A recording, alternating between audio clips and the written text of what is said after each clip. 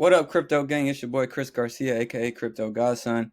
Reserve Protocol did tweet some major updates. I wanted to make sure I share this with you guys, as well as Nevin gave some major updates and dropped some numbers on us in a recent interview. So I want to make sure I release this to you guys and share the information. We all know that Reserve is in the building phase. They're building, they're working, they're scaling up, all behind the scenes. So while they're going, while they're grinding behind the scenes, I want to make sure I update you guys so you're in the know. You want to be in the know. You want to know this insider knowledge, because once Reserve takes off, that's all she wrote.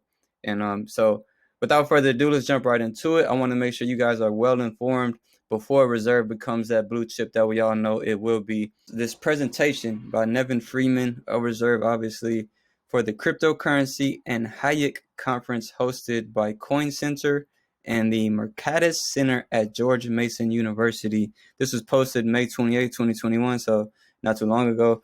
What I'm going to do is drop some clips, some very important clips, and I think there are some huge takeaways from this about 20-minute interview and just, basically talk that Nevin had.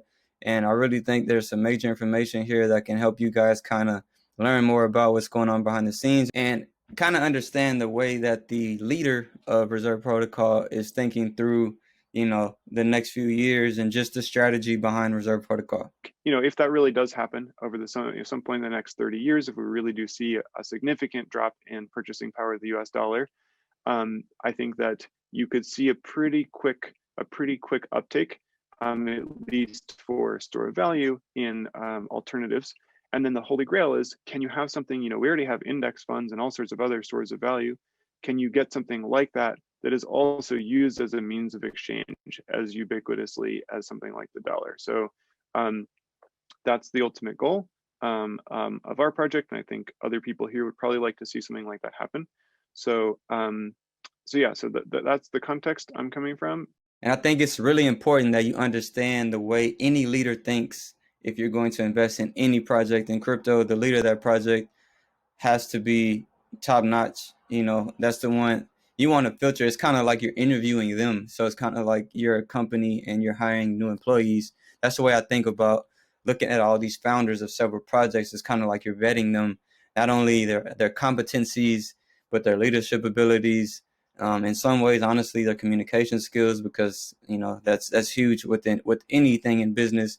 But just the way they're strategically thinking through the different threat vectors and growth vectors that any cryptocurrency project or blockchain project or any company for that matter, because at the end of the day, it's still a business, and the way you grow it, the way you scale it, the way you manage your team is very important. And that's what sets the blue chip projects, apart from the projects that are ghost chains that are just popular because of the name, and other projects that are here today and gone tomorrow, hype chains or whatever, all these social media buzzworthy coins that may not sustain, until the next, halving cycle. So that's what you want to pay attention to.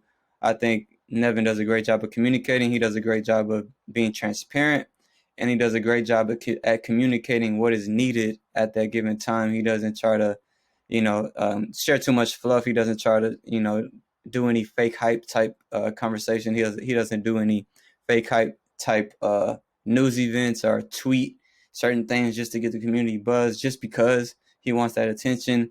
I think there's a lot of that going on in crypto. A lot of founders and CEOs, leaders, whatever you want to call them, they get on social media and they like to develop buzz. And sometimes there's nothing wrong with that, but other times it's like you're misleading the investors that are, the retail investors like you and me. So I'm just gonna let Nevin do the rest of the talking, and I want to make sure that I share the biggest points, and I'm gonna, share a little bit about each of these clips that I break down. Well, not that I break down, that he breaks down, but I'm gonna clip it up so you understand like what I see as a major value. I will drop this YouTube link below. If you are interested in learning more about Reserve Protocol, there should be a link that'll pop up right now, and it's gonna pop up right on your top right.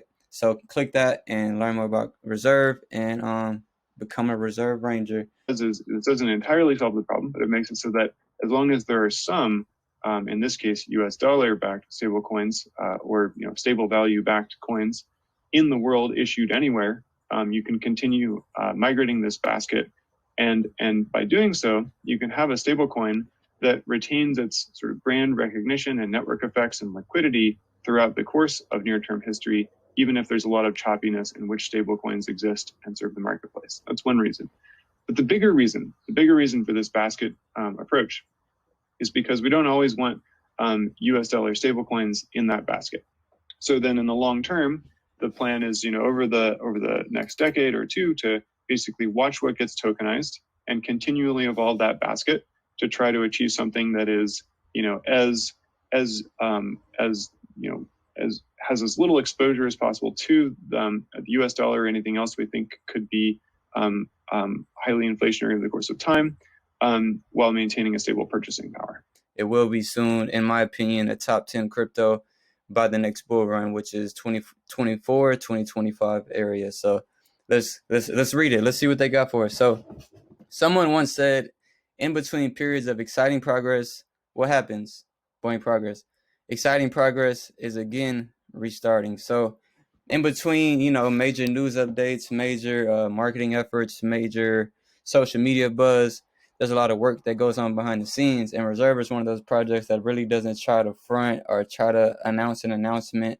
They're honest. They keep it 100 in all that they do, and that's one of the reasons that Reserve is my current top holding. So after several months of human and tech development to improve customer service, we are pleased to announce that at the beginning of June, this month, June 2021, these improvements will go live, at which time we'll give 2 invitations to each of our active users as part of the start of this news phase. So they're starting back invitations. Each user that already has the app will get 2 invitations to share to their friends and family. So the app is going to scale.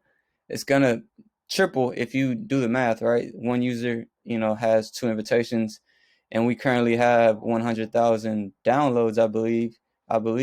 Don't confirm me on that. I believe 100,000 downloads is the current number. So that could easily jump to 300,000 downloads. User feedback and recommendations have been vital to fix bugs, implement solutions, and improve features that will allow us to welcome more users in the coming months. This comes hand in hand with a new chat system in the app, replacing Zendesk with Intercom. So, we're getting feedback. Well, the Reserve team is getting feedback, and they're, taking heed. They're listening to feedback, and they're trying their best to, find solutions for the feedback they're receiving. They're improving features, and they're also introducing a new chat system in that. We all know customer service is the foundation of any app, any new service. So the new chats I expect to be a very key indicator for the user growth moving forward. Also, users who need support with a transaction will be able to easily leave all the required data so that the agent can assist them directly. We are very excited to show the results of this self-service focused update. The upgrade of the support system was just one step to continue on the path that will allow us to grow sustainably and provide a higher quality service to more users. High quality everything. 24/7 support coverage is our next goal for the Reserve app. To achieve this and enable deposit and withdrawal operations around the clock, just in May we welcomed 22 new members. Wow, that's a lot. Our team is now over 80, pretty solid team, and we expect to hire more people in June. So 80 and growing, so that's huge.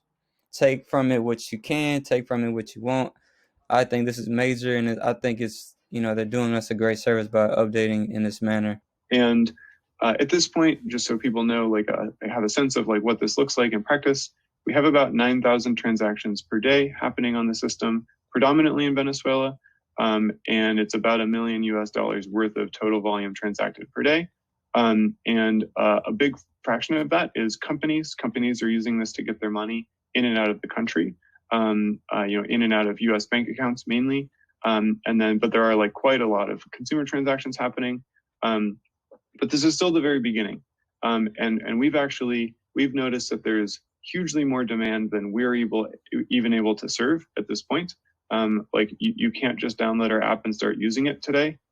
We have a wait list that's way longer than the number of users because of the logistical difficulty of making markets against these currencies, and several other factors that end up popping up when you do this. So I believe it's going to work. I believe we'll end up scaling this to millions of users in Venezuela and Argentina.